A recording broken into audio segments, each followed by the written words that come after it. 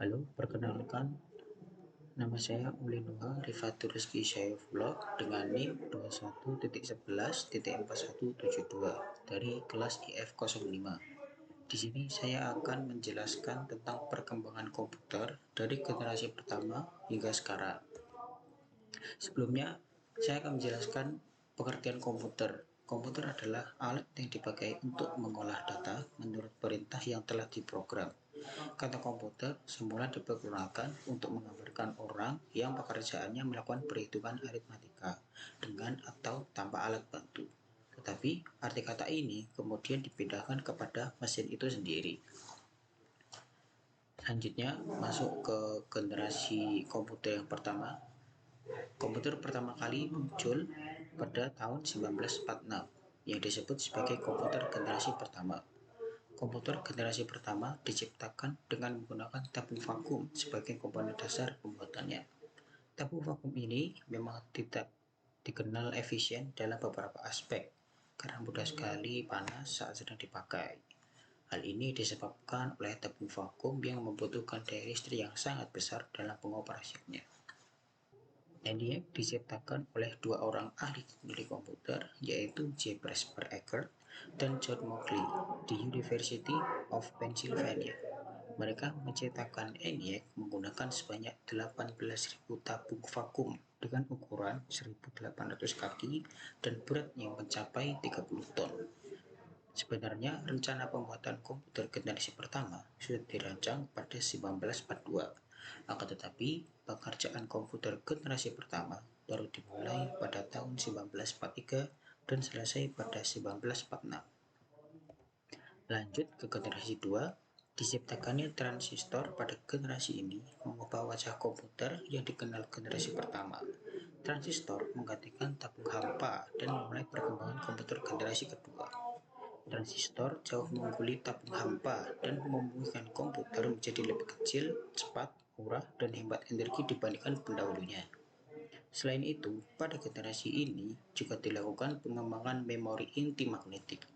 Secara umum, komputer generasi ini sudah menggunakan bahasa pemrograman tingkat tinggi, kapasitas memori yang sudah lumayan besar, dan tidak membutuhkan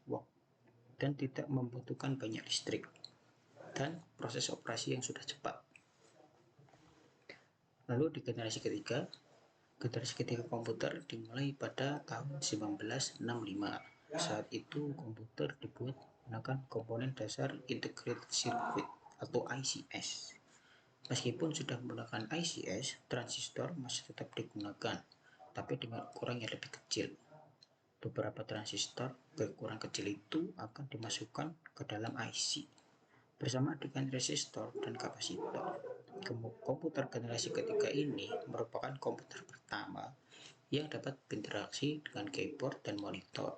Contoh komputer generasi ketiga adalah Apple II, IBM PC, dan NEC PC. Masuk ke generasi keempat. Komputer generasi keempat disebut juga sebagai komputer microprocessor.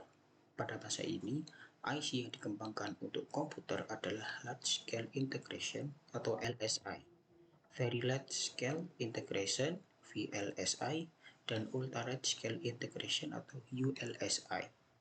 Komputer pada generasi keempat menggunakan komponen dasar microprosesor dan chip microprosesor yang mengandung ribuan transistor dan beberapa macam elemen sirkuit yang saling terhubung.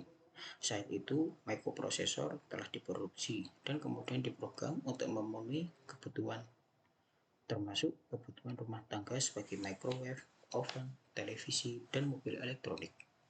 Perangkat lunak yang sangat populer pada kala itu adalah program word processing dan spreadsheet.